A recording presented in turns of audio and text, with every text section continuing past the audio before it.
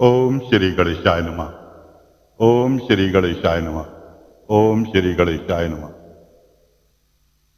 देवियों, सज्जनों, साथियों, सभी भक्तों को मेरा नमस्कार।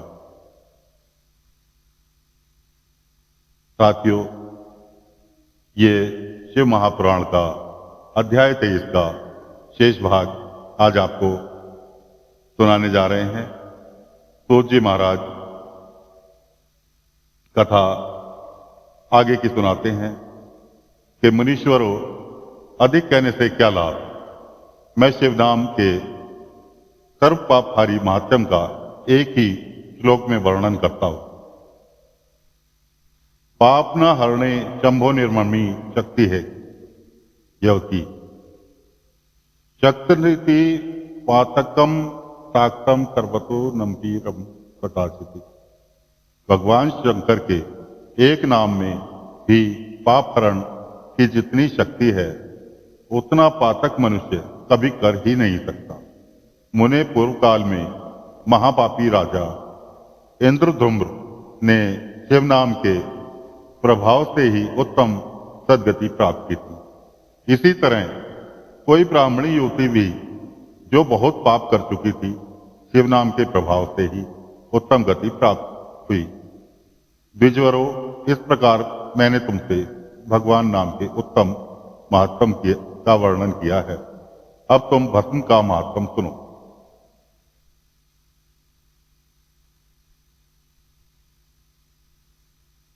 जो समस्त पावन वस्तुओं को भी पावन करने वाला होता है। तो साथियों, सूत जी महाराज अध्याय 24 शिव महापुराण के में भस्म का, जिसको हम भभूति कहते हैं, उसका महात्म सुनाने जा रहे हैं। अध्याय 24 प्रारंभ करते हैं। तो महर्षियों, भस्म संपूर्ण मंगलों को प्रदान करने वाला तथा उत्तम है। उसके दो भेद हैं। मैं उन भेदों का वर्णन करता हूं, सावधान पूर्वक सुनो। एक को महाभस्म जानना चाहिए और दूसरे को स्वल्प भस्म। महाभस्म के भी अनेक भेद हैं। वह 3 प्रकार का कहा गया। श्रौत, स्मार्त, लौकिक। स्वल्प भस्म के भी बहुत सारे भेदों का वर्णन किया गया। श्रौत और समाप्त भस्म को केवल दूजों के लिए ही उपयोग में आने के योग्य कहा गया। तीसरा जो लौकिक भस्म है वह अन्य सब लोगों के लिए उपयोगी हो सकता है। श्रेष्ठ महेश्वरों, यह बताया है कि द्विजों के वैदिक मंत्र के उच्चारण पूर्वक भस्म धारण करना चाहिए। दूसरे लोगों को के लिए बिना मंत्र के ही केवल धारण करने का विधान। जले हुए गोबर से प्रकट होने वाला भस्म अग्रेय कहलाता है। महामुनि, यह त्रिपुंड का द्रव्य है, ऐसा कहा गया है। अग्निहोत्र से उत्पन्न हुआ भस्म का भी मनीषी पुरुषों को संग्रह करना चाहिए। अन्य अग्नि से प्रकट हुआ भस्म भी त्रिपुंड धारण के काम में आ सकता है। जाबलोपनिषद में आए हुए अग्नि इत्यादि 7 मंत्रों द्वारा जल मिश्रित भस्म से धूलन, विभिन्न अंगों में मर्दन या लेपन करना चाहिए। महर्षि जाबली ने सभी वर्णों और आश्रमों के लिए मंत्र से या बिना मंत्र के भी आदर पूर्वक भस्म के त्रिपुंड लगाने की आवश्यकता बताई है। समस्त अंगों में सजल भस्म को मलना अथवा विभिन्न अंगों में तिरछा त्रिपुंड लगाना, इन कार्यों को मोक्षार्थी पुरुष प्रमाद से भी न छोड़े, ऐसी श्रुति का आदेश है।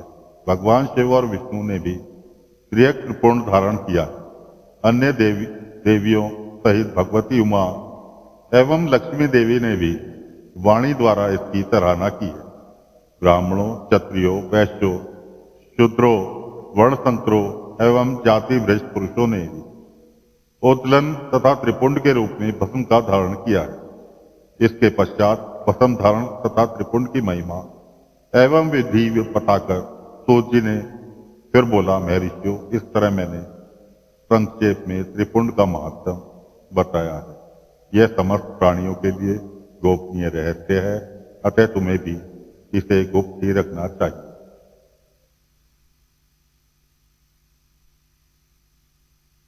मुनिवरों, ललाट आदि सभी निर्दिष्ट स्थानों में जो भस्म से 3 तिरछी रेखाएं बनाई जाती हैं, उन्हीं को विद्वानों ने त्रिपुंड कहा है। भौं के मध्य भाग से लेकर जहां तक भौं का अंत है, उतना बड़ा त्रिपुंड ललाट में धारण करना चाहिए। माध्यमा और अनामिका अंगुली से 2 रेखाएं करके बीच में अंगुष्ठ द्वारा प्रतिलोभाव से की गई रेखा त्रिपुंड कहलाती है। अथवा बीच की 3 उंगलियों से भस्म लेकर यंत्र पूर्वक भक्ति भाव से ललाट में त्रिपुंड धारण करें। त्रिपुंड अत्यंत उत्तम भोग और मोक्ष का देने वाला है। त्रिपुंड की तीनों रेखाओं में प्रत्येक के 9 देवता हैं, जो सभी अंगों में स्थित हैं। मैं उनका परिचय देता हूं, सावधान होकर श्रवण करो। साथियों, एक चीज मैं बताना चाहता हूं। आप गंगा, मेला, दशहरा, गंगा किनारे जाते हैं, वहां चंदन लगाते हैं और चंदन वाले 3 रेखाएं आपके मस्तक पर खींच देते हैं, उसको त्रिपुंड कहते हैं। और उसका महत्व, उसकी जानकारी आज आपको कथा के माध्यम से दी जा रही है। सावधान होकर सुने। मुनीश्वरों, प्रणव का प्रथम अक्षर आकार ग्रह पर अग्नि, पृथ्वी, धर्म, रजोगुण, ऋग्वेद, क्रिया शक्ति, प्रातवन तथा महादेव, ये त्रिपुंड की प्रथम रेखा के 9 देवता हैं। यह बात शिव दीक्षापरायण पुरुषों को अच्छी तरह समझ लेनी चाहिए। प्रणव का दूसरा अक्षर उकार, दक्षिण अनाग्री, आकाश, तत्वगुण, यजुर्वेद, मध्यवर्तवन, इच्छा शक्ति, अंतरात्मा तथा महेश्वर, ये दूसरी रेखा के 9 देवता हैं। प्रणव का तीसरा अक्षर मकार,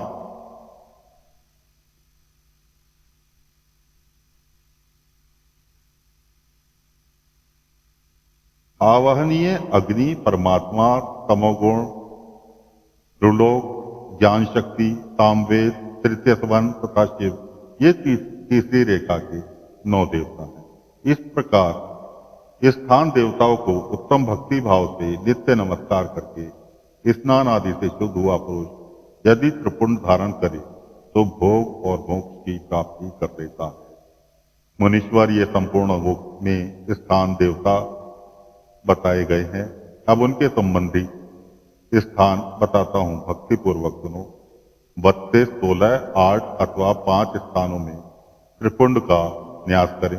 मस्तक, ललाट, दोनों कान, दोनों नेत्र, दोनों नासिका, मुख, कंठ, दोनों हाथों से, दोनों कोहनी, दोनों कलाई, हृदय, दोनों पार्श्व भाग, नाभि, दोनों अंडकोश, दोनों अरु, दोनों गुल, दोनों घुटने, दोनों पिंडली एवं दोनों पैर, ये 32 उत्तम स्थान हैं।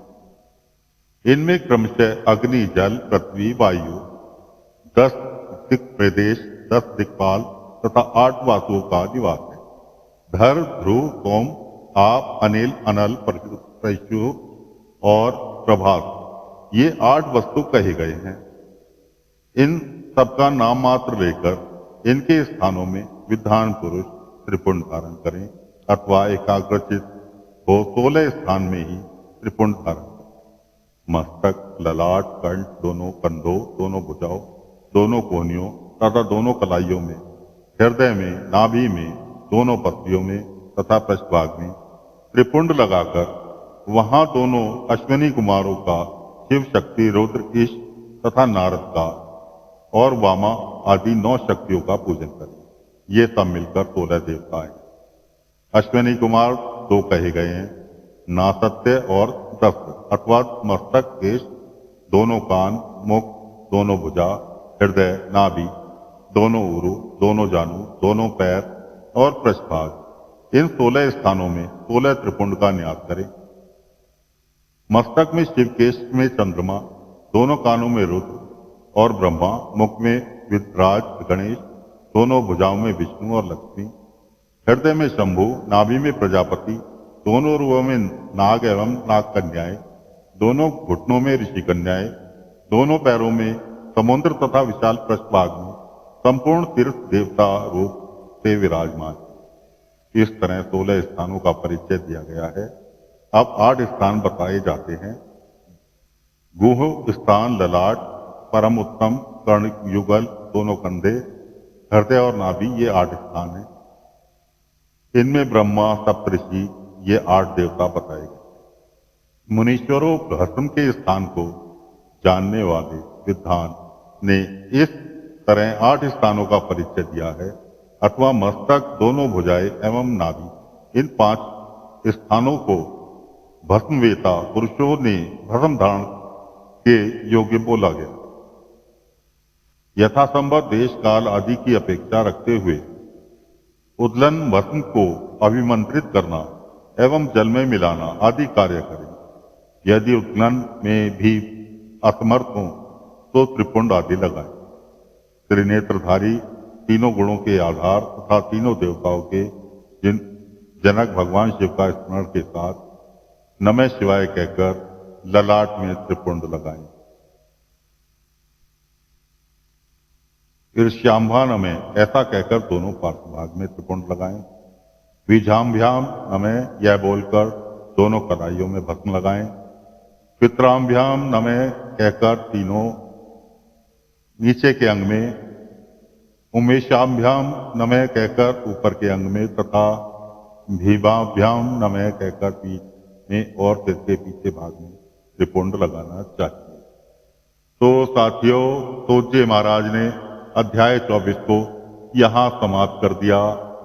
ये त्रिपुंड जो आप गंगा, दशहरा, मेला नहाने के लिए जाते हैं, वहाँ चंदन का लगाते हैं और वहाँ चंदन लगाने वाला पंडा जो बैठा रहता है वो आपके माथे पर 3 लकीरें खींच देता है, लेकिन शायद उसको भी नहीं मालूम कि वो 3 लकीरें क्यों खींच रहा है।